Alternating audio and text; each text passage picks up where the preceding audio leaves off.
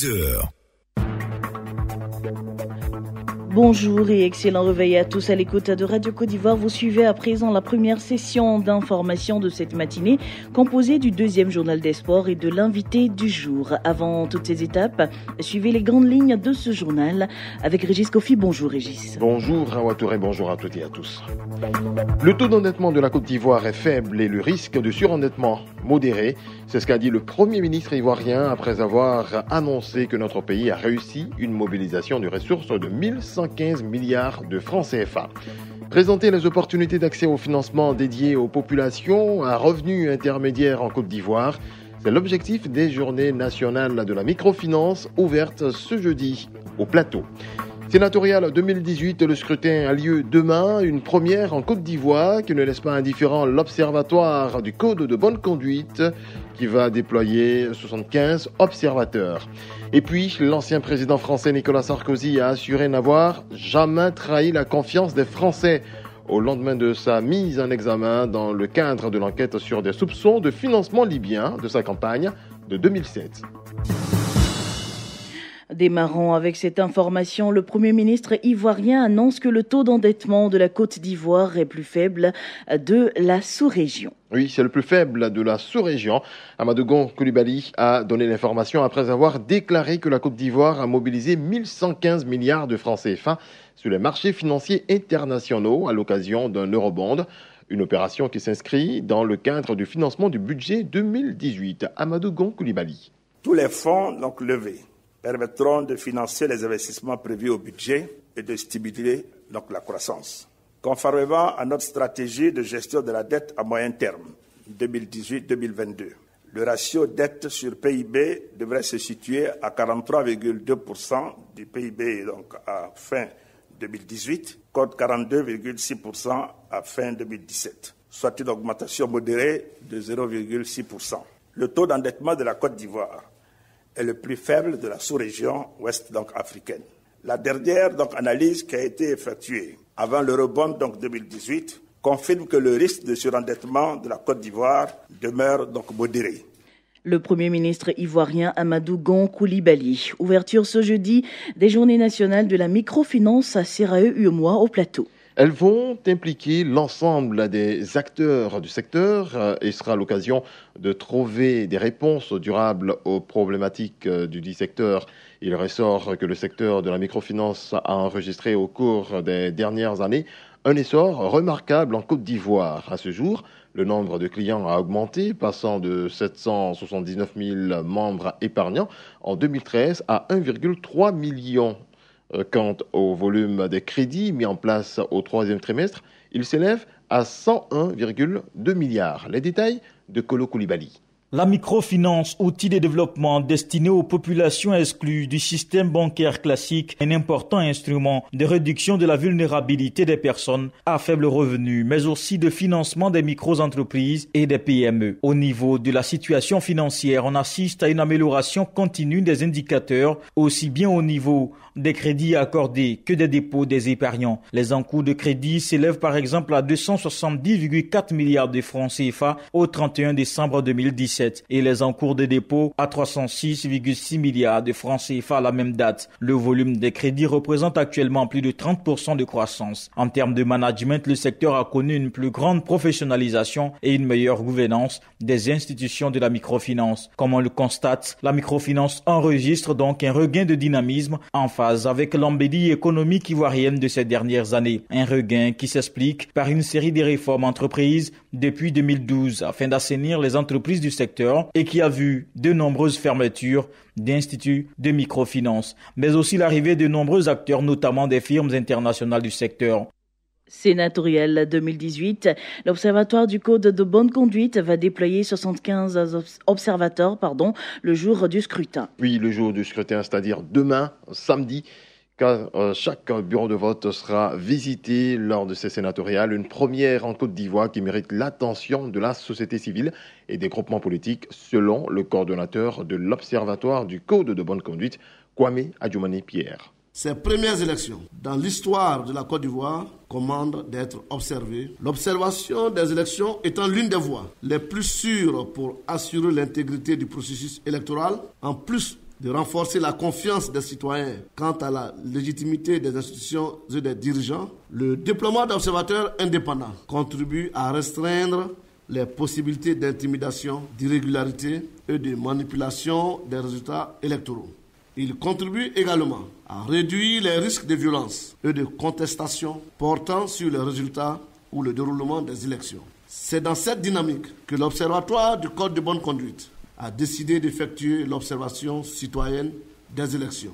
C'est le cas de la Poésie, la plateforme de la société civile pour l'Observatoire des élections en Côte d'Ivoire qui va déployer ses équipes dans tous les 35 bureaux de vote sur l'étendue du territoire.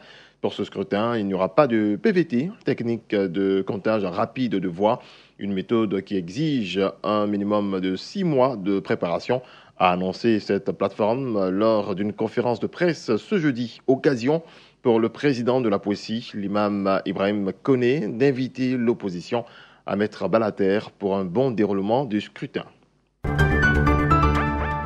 La Côte d'Ivoire, à l'instar des autres nations, a célébré ses 21 et 22 mars, respectivement la Journée internationale des forêts et Journée mondiale de l'eau. Exactement, la célébration de ces journées est l'occasion d'attirer l'attention du monde entier sur l'importance de l'eau et de la forêt. Dans son message, le ministre des Eaux et Forêts a rappelé que ces deux entités intimement liées sont d'une importance stratégique et vitale pour le développement des activités socio-économiques durables. Alain Richard d'Envahi.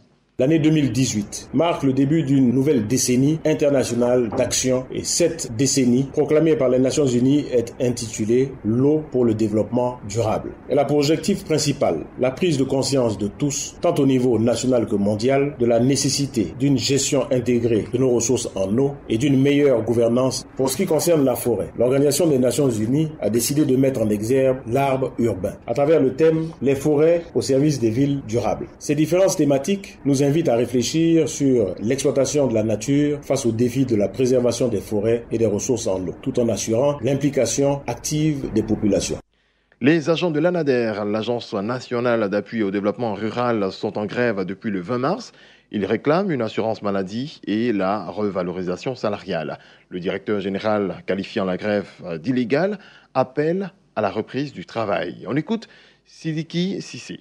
Notre institution fait l'objet d'informations les plus diverses dans la presse et sur les réseaux sociaux relativement à une grève que je qualifierais d'illégale et qui a été lancée par l'un des syndicats de notre agence. Les informations discutables m'obligeant à intervenir en vue de situer l'opinion ivoirienne sur la réalité de la situation à l'ANADER, au dialogue et à la concertation et indiquer que jamais ma porte n'a été fermée aux syndicats qui, somme toute, sont composés d'agents de l'ANADER. Il s'agit surtout pour moi de rassurer nos partenaires que nous ferons l'obligation de tenir nos engagements contractuels pour la mise en œuvre de leur programme d'une part et d'autre part d'appeler l'ensemble du personnel au calme et à la sérénité.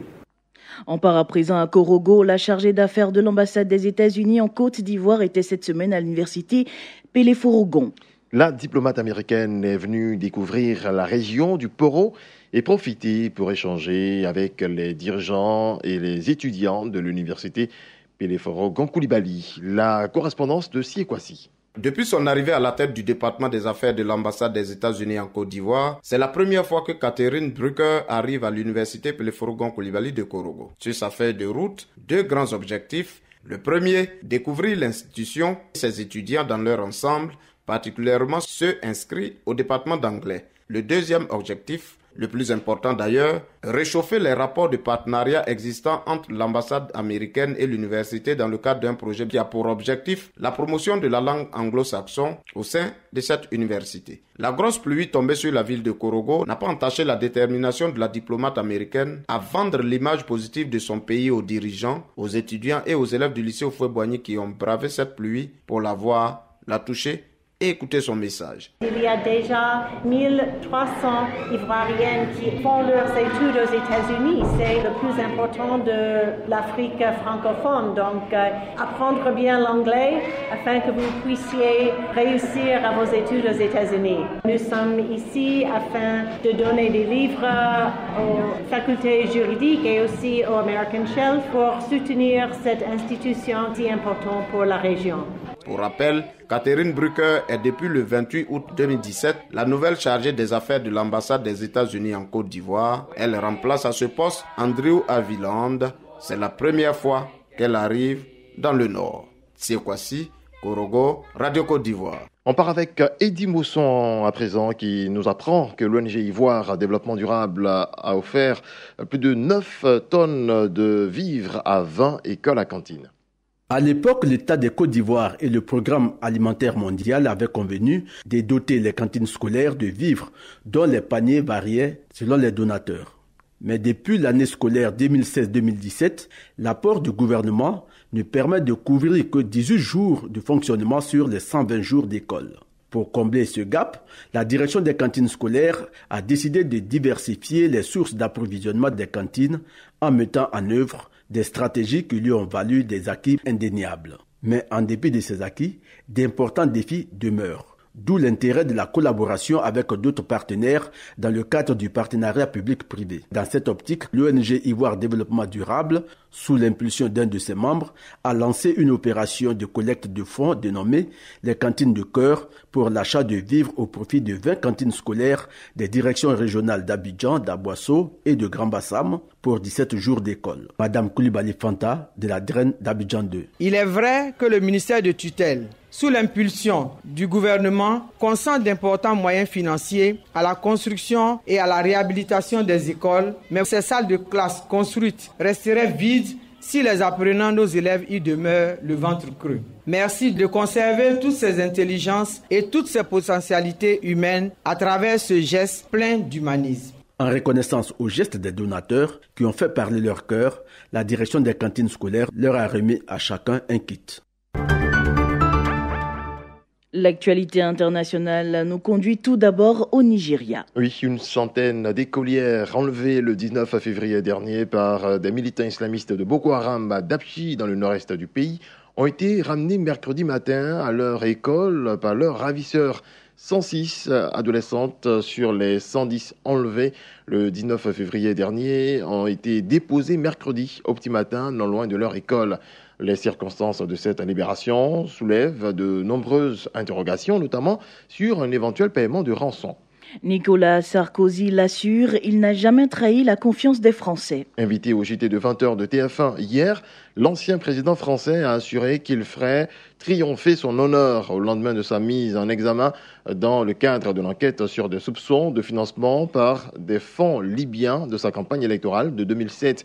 Il n'y a que la haine, la boue, la médiocrité, a répondu à la télévision l'ex-président, costume noir, chemise blanche et le visage fermé, en se disant victime de calomnie, en visant, dit-il, la bande Kadhafi. Je pourfendrai cette bande, je ferai triompher mon honneur, a-t-il déclaré. Voilà, c'est la fin de ce point sur l'actualité.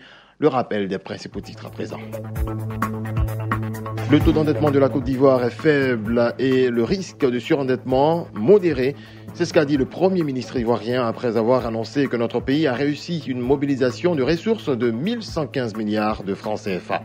Présenter les opportunités d'accès au financement dédié aux populations à revenus intermédiaires en Côte d'Ivoire, c'est l'objectif des Journées nationales de la microfinance ouvertes ce jeudi au plateau.